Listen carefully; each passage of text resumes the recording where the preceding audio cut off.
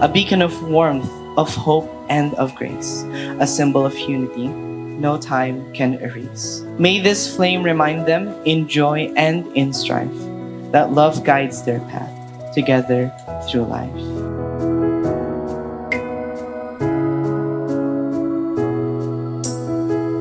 A bond unbroken, a love unbroken, a reminder of all they believe, that love is infinite and hearts entwined, forever together by destiny designed.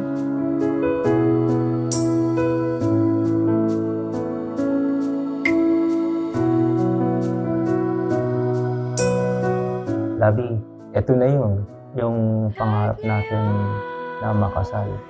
Nandyan ka na, di mapaliwanag ang nadarama.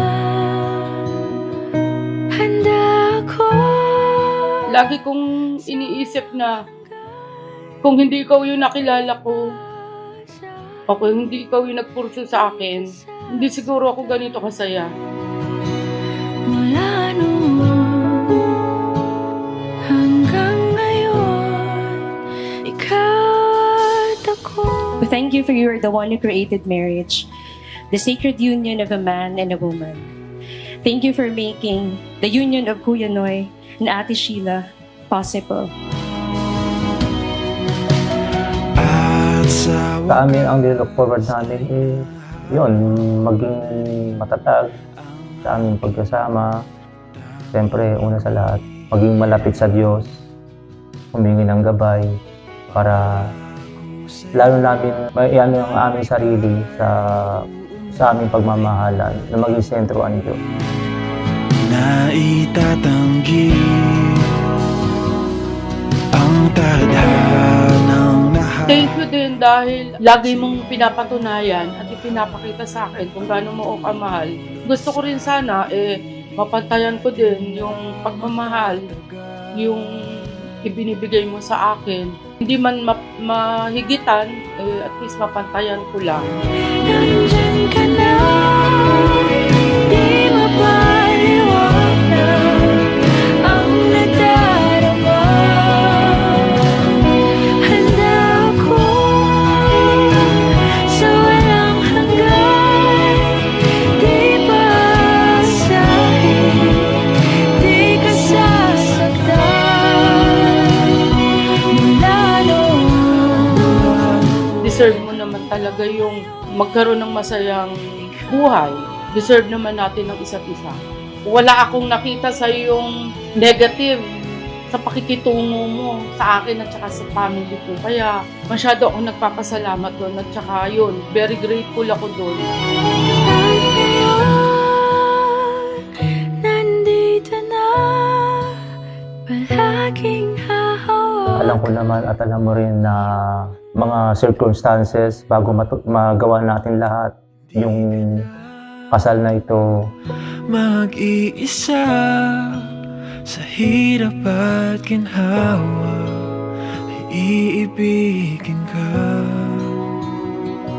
mula noon hanggang ngayon.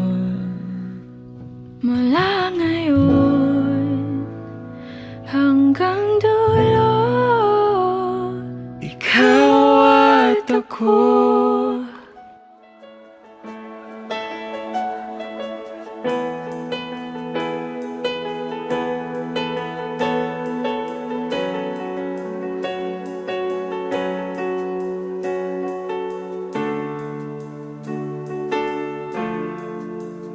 Kay lamig ng simoy ng hangin, mga Nung makita ko siya sa batch namin, nakilala ko na siya.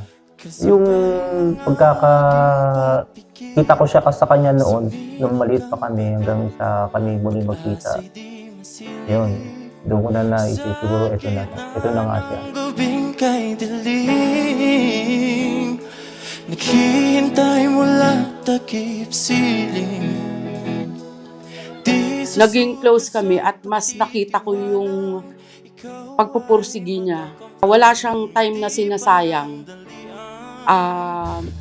Lagi siyang nasa trabaho kasi 12 hours ang oras niya sa trabaho eh. Sobra ang hamon ng duda. Patuloy na aasa na ikaw ay makilala na ng puso. Sinisigurado niya na sa araw na yon, doon niya ako bibisitahin. Kahit maglakad siya or magbike, ginagawa niya. Yung mas nakilala ko siya, mas nakilala niya ako. Kaya sabi ko, yun na yung talagang turning point na alam ko na siya na yung the one. Na kita babangon at lalaban at isisigaw ko kay Badhana ang kahilingang mahanap kita, ang tanging hangad ng puso.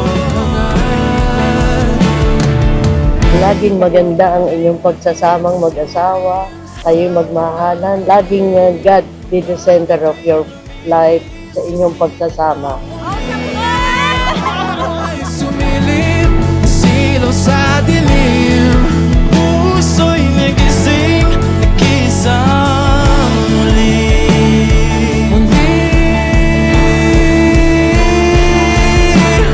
Patuloy na asa na ikaw ay makilala na ng puso kong naghihintay na makasama ka sa aking buhay hanggang sa dulo ng walang hanggan. Ikaw ang hanggan. Patuloy na Sheila Christine, did you come here of your own free will to bind yourself forever in the love and service of your husband? Yes, Justice. Faustino, did you come here of your own free will to bind yourself forever in the love and service of your wife? Yes, Honor. puso. Mga bibig lumis, sisikat ng puso.